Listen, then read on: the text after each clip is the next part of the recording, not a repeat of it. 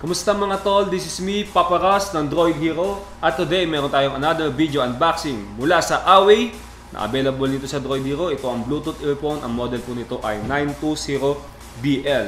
Ito guys, yung box niya, makikita natin na yung combination is red, white, and red. Diba? Makikita natin dito na kung ano yung kulay ng bilog na to, ayun yung kulay ng item na nasa loob. Makikita natin, mababasa natin na meron nakasulat na explosive base. Built-in magnet, papakita ko sa inyo kung bakit may nakalagay na built-in magnet.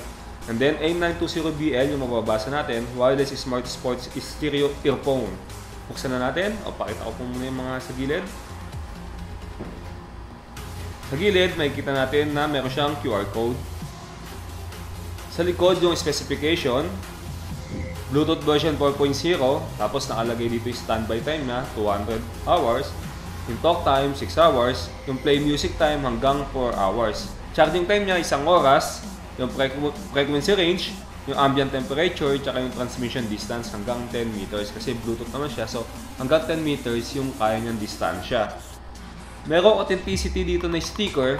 Makikita natin na original yung Huawei products na binebenta at available dito sa Droid Hero. Dito naman, nababasa ko yung Twitter, Facebook, Instagram, and email ng Huawei. Sa side, may QR code, then may mga nakasulat na all right reserved, di ba? So, di-open siya sa harapan. Ito yung actual box, di ba? Makikita mo kagad yung earphone dito sa loob, para siyang salamin, di ba?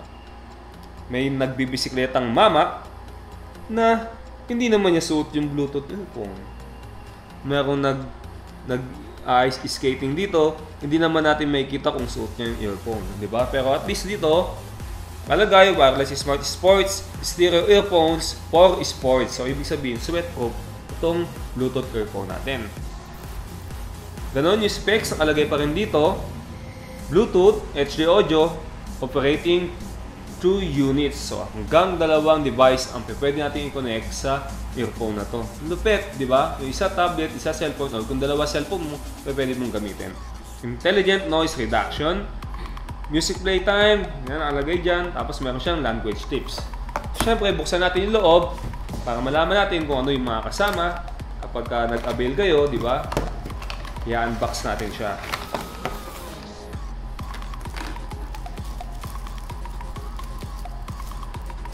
Ito guys, may kasama siyang USB cable. Sa USB cable pa lang, makikita natin na may tatak na Huawei. Nakalagay Huawei design. Tapos flat cable yung kasamang USB. Ganda. Isang plastic, meron siyang kasamang ear hooks. Yan. Diba? Kasi ito yung nilalagay sa earphone para tumutulak siya sa loob ng tenga natin at hindi nalalaglag yung earphone. May kasamang crocodile clip. Diba? Pag dito nilalagay yung wire, pwede mo siyang isabit.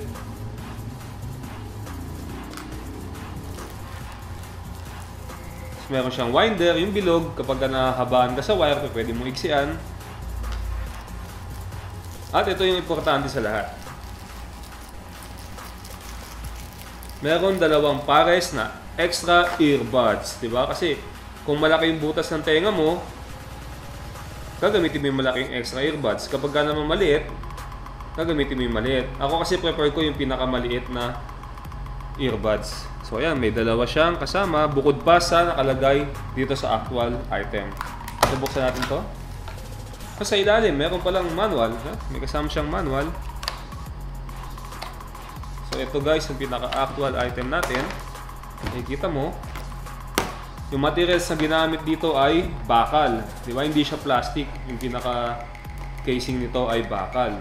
Tapos guys, flat cable na rin siya. Nakikita mo, hindi siya madaling mag-tangle. Di ba? Rubber siya na flat. Hindi siya yung pabilog na parang wire na nagbubuhol-buhol pa. Then nakikita ko dito yung actual remote. Meron siyang button na plus at merong button na minus sa baba. Kasi ito yung nagsisilbing volume control mo. Pag gusto mong hinaan, gusto mong lakasan, ito lang ipipinutin mo. Tapos ito naman yung power button. Sa gitna, i-hold natin siya, diba? Para mag-power on siya, yung sa gitna mismo. Sa gilid naman guys, yung USB port. Dito natin i-charge yung mismong item natin, di ba? Pag i-charge natin siya. So ayan guys, nakikita natin na meron siyang ilaw, di ba? Pagka kinlik natin to. Ang alam ko, kapag i-connect natin siya, kailangan nagbi-blink yung red and blue, then tsaka natin siya i-search sa ating cellphone. Sa kabilang side guys, makikita natin yung mic. At sa likod, yung logo naman ng Huawei. So guys, kasi kaya tinawag na magnetic to, dahil naglalak siya. Di ba? Kita nyo ba yan? Di ba? Nagdidikit siya. Ibig sabihin nito guys, kahit hindi mo na ibulsa yung Bluetooth earphone natin, pwede mo siyang ikwintas, tulad nito. Yan. So kapag di mo siya ginagamit, ganito lang siya. So ibang klaseng kwintas mo, Bluetooth earphone, di ba? Ang lupit ng Huawei dito eh. Ang ganda ng design nila. So para may kwintas na earphone. So pagka naman gagamitin natin siya, may nakalagay na L and R dito mismo sa earbuds. So kapag L, sa left siya, kapag R, sa right siya. So ilalagay natin siya sa likod, ganito na siya.